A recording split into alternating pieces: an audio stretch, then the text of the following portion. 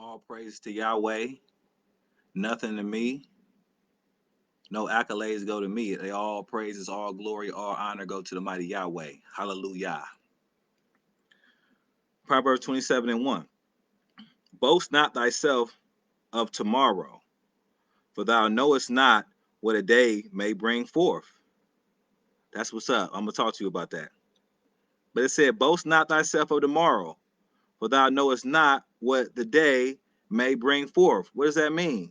Oh, I'm going to do this. I'm going to be this when I'm going to.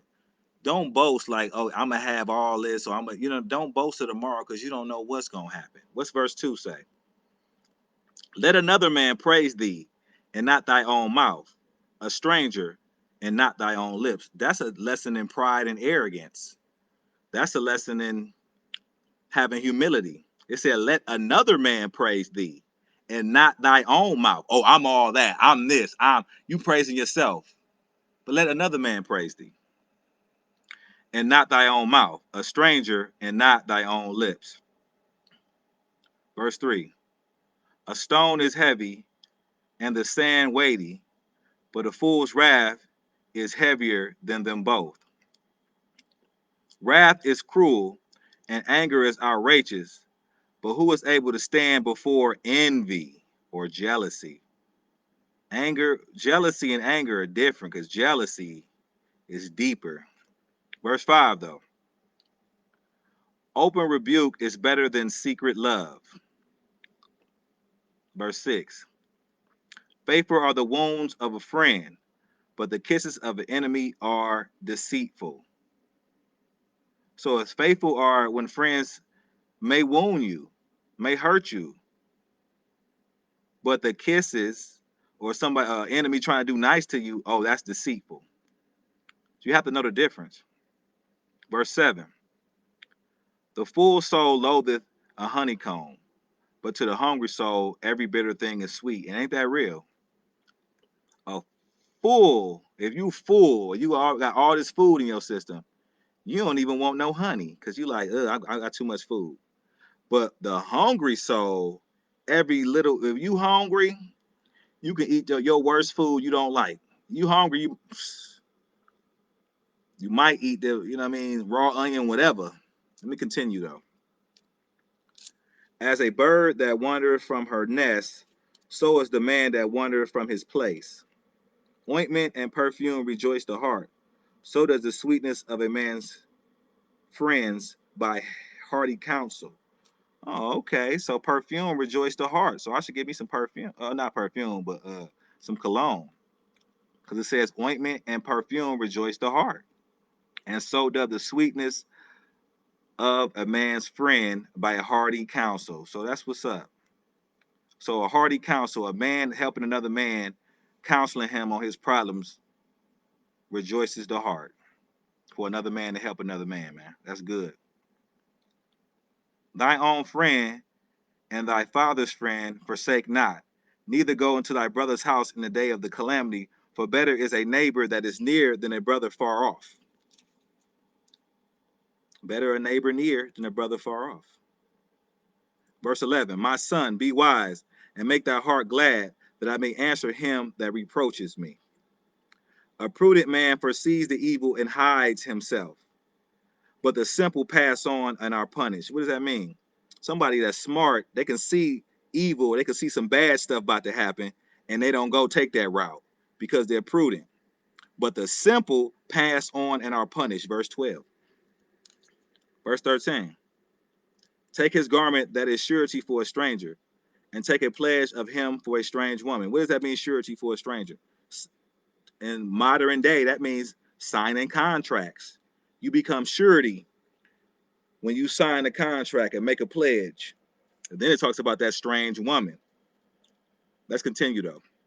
Verse 14. He that blesses his friend with a loud voice, rising early in the morning, it shall be counted as a curse to him. What is that? Early in the morning, why is you hollering at the top of your lungs? People didn't just woke up. That's, that's what this proverb, I'm going to read it again. Proverbs 27, verse 14.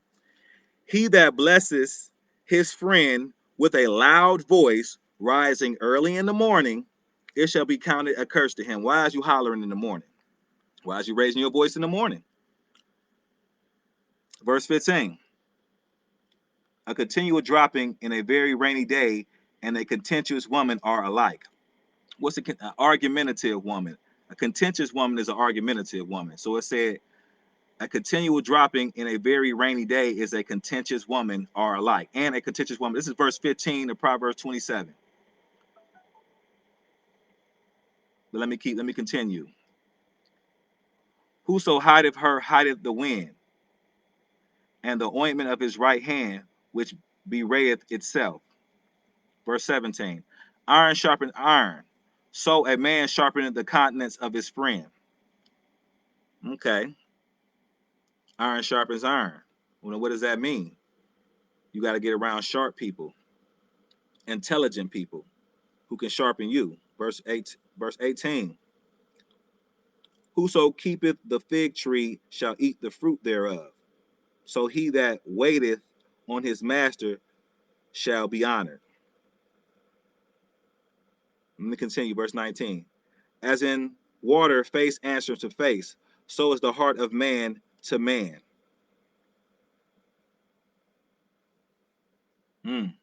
Verse 20. Hell and destruction are never full, so the eyes of man are never satisfied. As the finding pot for silver and the furnace for gold, so is a man to his praise.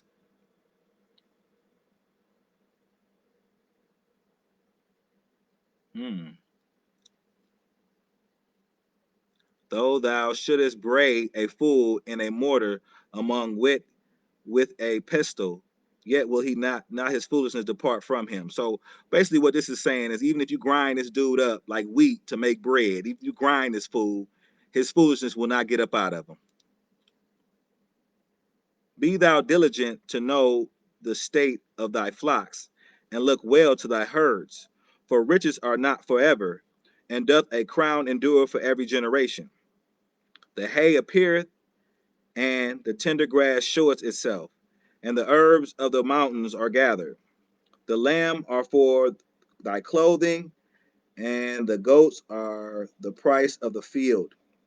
And thou shalt have goat's milk enough for thy food, for the food of thy household, and for the maintenance of for thy maintenance. One thing I didn't see right here. I'm gonna read this again. I'm gonna read the last. Let me see. Last two verses.